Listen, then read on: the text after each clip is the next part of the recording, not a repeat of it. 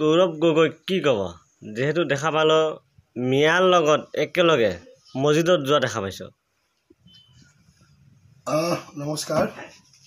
প্ৰথমতে আপোনালোকৰ চেনেললৈ ধন্যবাদ ৰাখিম। এই কথাটো আজি 2-3 দিনমান আগতেই নিউজত দেখা পাইছিলোঁ। তেখেতে বহু ব্যক্তিৰ লগত লৈ তেখেতে যোৱা মছজিদৰ নামাজ আদায় কৰিছিল। তেখেতে নামাজ আদায় কৰা বা অন্য দিশেও তেখেতে অসমৰ মুখ্যমন্ত্ৰী পদৰ বাবে আজি কিছুদিনৰ পৰা তেখেতে প্ৰয়াস কৰি আছে। সেয়েহে আমি তেখেতক দেখা পোৱাৰ লগে লগে আমি বুজিব পাৰিছোঁ তেখেতে অপ্ৰাণ প্ৰচেষ্টা হাতত লৈছে। কিন্তু এইখিনিতে মই এটা কথা ক'ব খোজোঁ, তেওঁ যোনদিনা নামাজ আদায় কৰিছিলে সেইদিনাখন তেওঁ সমাজখনত নথকা এটা বস্তু তেওঁ কাণত লৈ পেলাই তাত নামাজ আদায় কৰিছে। আৰু সেই নামাজ আদায় কৰাৰ সময়ত তেখেতৰ কান্ধত আমাৰ এখনি গামোচা দেখা পাইছোঁ। গামোচাখন দেখা পাই মৰ্মাহত হৈছিলোঁ, কিয়নো তেখেতে অসমৰ এজন অভিভাৱক হ'বলৈ গৈ আছে।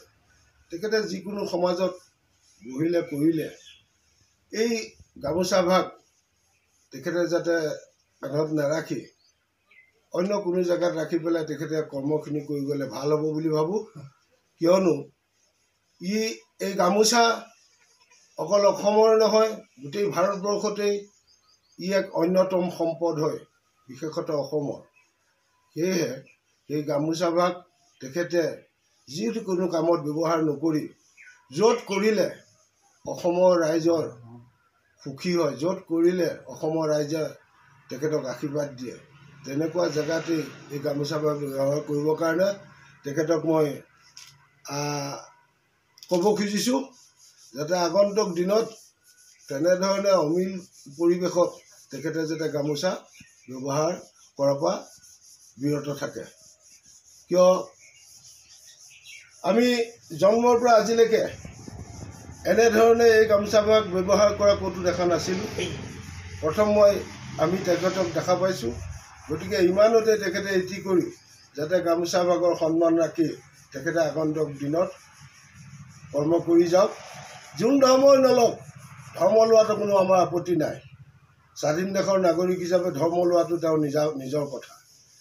সেয়েহে তেখেতে যি কৰ্মই বা যি ধৰ্মই নকৰক, সেই ধৰ্মীয়ৰ লগত মিলি মিচি ভালে কুশলে তেখেতে যত্ন অব্যাহত ৰাখক।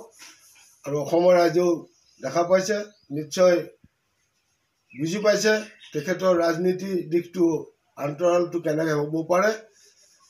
প্ৰকাৰণতে আমাৰ এটা অনুভৱ হয়, দীৰ্ঘদিনে ৰাজত্ব কৰি অহা কংগ্ৰেছ দলটোৰ আন্তৰালত তেওঁলোকৰ যিবিলাক কূট কৌশল আছিল, সিয়েই এক প্ৰতিপন্ন কৰাৰ পৰিৱেশ যেন লাগিছে। সেয়েহে মই তেখেতক ধন্যবাদ দিছোঁ। তেখেতে মুখেৰে নকৈ তেওঁলোকৰ দলৰ যি ৰণকৌশল, সেই ৰণকৌশলটো বাস্তৱ ৰূপায়ণ কৰিবৰ কাৰণে তেখেতে উঠি পৰি লাগিছে। সেয়েহে তেখেতক ধন্যবাদ যাচিছোঁ। আৰু লগে লগে তেখেতে যাতে আমি কোৱা মতে গামোচাভাগ আগন্তুক দিনত তেনে হিচাপে ব্যৱহাৰ কৰে, তাকেই তেখেতক মই মোৰ ফালৰ পৰা তেখেতক জানিবলৈ অনুৰোধ জনাইছোঁ।